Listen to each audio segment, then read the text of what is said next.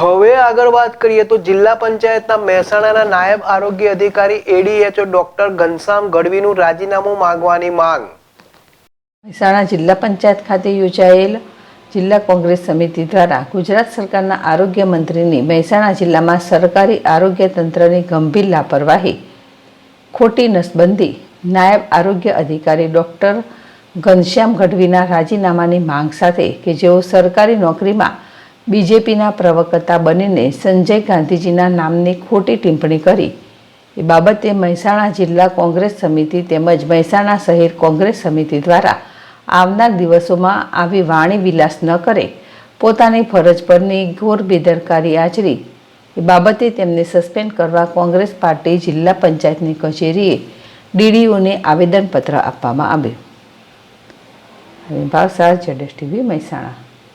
Media સમક્ષ એડીએચઓ doctor Gadhvi જે એક પાર્ટીના પ્રવક્તા બની અને સ્વર્ગસ્થ સંજય ગાંધીજીનું નામ લીધું, તેમની અણઆવડત છુપાવવા, તેમના સીધી દેખરેખ થયેલા ખોટા નસબંધીનો કેસો છુપાવવામાં સારું થઈ અને રાજકીય સ્ટેટમેન્ટ આપી અને તેઓ શું સાબિત કરવા માગે છે તે અમે પ્રશ્ન પૂછ્યો છે.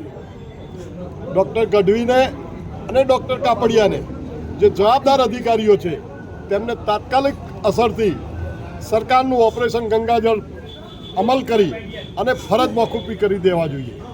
આવા જે આમ જનતાના આરોગ્ય સાથે છેડા થતા હોય જ્યારે મહેસાણા જિલ્લાની અંદર, તો આવા અધિકારીઓને તાત્કાલિક બરખાસ્ત કરી તેમની સામે દંડાત્મક શિક્ષાત્મક પગલાં લેવા માટે અમે આજે જ્યારે ડીડીઓશ્રીને અનુરોધ કર્યો છે.